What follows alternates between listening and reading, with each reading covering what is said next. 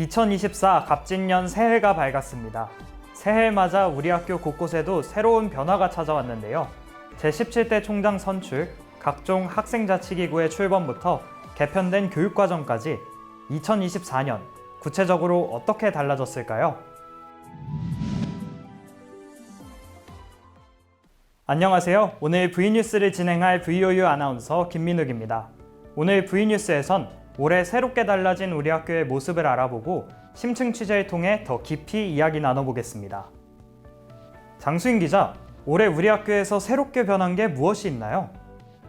네, 가장 먼저 우리 학교 제17대 총장이 새롭게 선출됐습니다. 작년 하반기부터 교내를 뜨겁게 달궜던 소식, 바로 4년 만에 찾아온 총장 선거였죠. 올해 1월 8일에 총장 선임이 의결되면서 제17대 총장으로 김진상 전자공학과 교수가 발탁됐습니다. 아, 전자공학과 교수요? 공학계열 교수 중에 총장이 나온 건 이번이 처음 아닌가요? 네, 맞습니다. 그동안 총장들은 대부분 인문계열 출신이었는데요. 이에 학내 에브리타임에선 공학 분야의 교수가 새롭게 선출된 만큼 공학 분야의 발전을 기대해보겠다는 반응을 확인할 수 있었습니다. 또 이번 선거는 선거 과정 속 학생들의 의견 반영률을 높일 수 있느냐가 관전 요소였는데요. 이에 총장 후보자 추천위원회는 위원회에서 5명의 학생 구성원이 참여했다며 앞으로도 학생들과 적극적으로 소통하겠다고 밝혔습니다. 아, 그럼 총장 선거에서 학생들의 의사표현 비율을 높이자는 목소리가 일부 반영됐다고 해석할 수도 있겠군요. 맞습니다. 하지만 직선제가 아니란 점에서 학생들의 직접적인 의견을 반영할 수 없었다는 목소리도 존재했는데요. 작년 12월 학소위가 청원관 앞에서 총장 선임 규탄 기자회견을 열었지만 결과적으로는 학생들의 의견을 완벽히 반영하지 못했던 겁니다. 정리하자면 이번 총장 선거에선 이전과 달리 총장 후보자 추천위원회에선 학생들의 의사표현이 확대됐지만 완벽한 직선제가 아니란 점에서 아쉬움이 존재하는 거군요.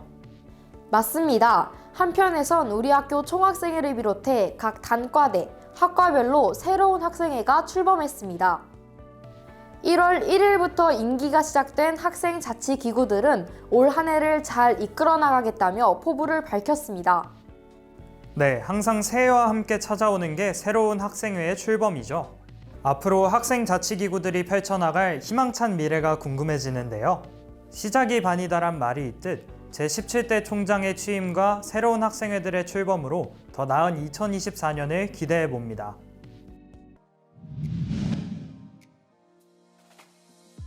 네, 그렇다면 장수인 기자, 교육 측면에서도 새롭게 변화한 게 있나요? 네, 우리 학교 후마니타스 칼리지 교양 과목이 개편됐고 마이크로 디그리 학습 과정이 추가 신설됐습니다. 먼저 7개였던 배분이수 교과 영역이 5개로 축소됐습니다. 후마니타스 칼리지에서 관장하는 교양교육 과정이 개편됐군요. 개편 이전엔 3학점씩 4개 영역을 수강하는 거였는데 맞나요? 맞습니다. 즉 7개의 영역 중 4개의 영역을 필수로 수강하는 구조였는데요. 이번 개편을 통해 2사학번을 기준으론 전체 5개 영역에서 3학점씩 3개의 영역에서 수강하는 구조로 개편됐습니다. 오, 그렇다면 신입생이 아닌 기존 재학생은 어떻게 수강하면 되나요? 네, 2, 3학번부터 19학번은 개편된 배분이수 교과 영역 관계없이 자유롭게 12학점을 이수하면 됩니다. 다만 기존의 배분이수 교과 영역이었던 예술창작 토대는 자유이수 교과로 개편됐는데요. 이렇게 영역이 개편된 과목을 재수강할 경우엔 기존 이수 영역으로 인정 가능하니 참고하시길 바랍니다. 교육과정이 개편됨에 따라 학생들이 혼란을 겪을 수도 있을 텐데 입학 연도를 기준으로 수강해야 하는 영역과 학점을 구분한 거군요.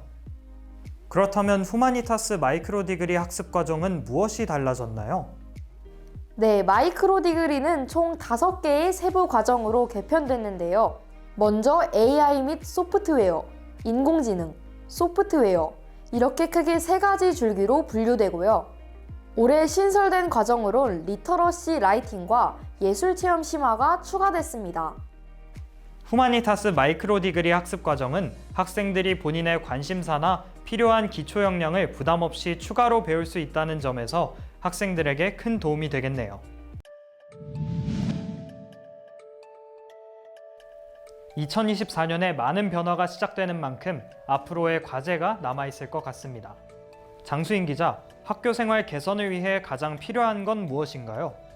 네, 가장 먼저 총학생회와 중앙단위를 비롯한 우리 학교 학생 대표자 간의 유기적인 통합이 필요합니다.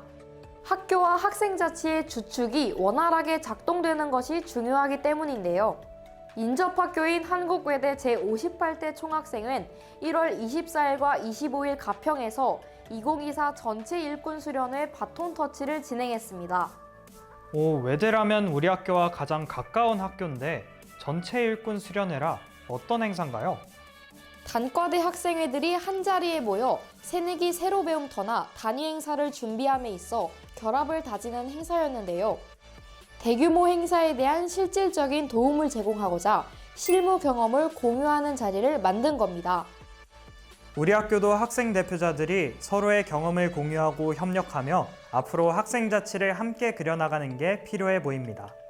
또한 개편된 교육과정에 대한 학생들의 의견을 공식적으로 수렴할 수 있는 창구가 아직 없습니다. 현재 교양과목 개편에 관해선 개편된 내용을 학교 측이 공지했을 뿐 학생 의견 수렴과 관련해선 별다른 조치는 취하지 않은 상황입니다.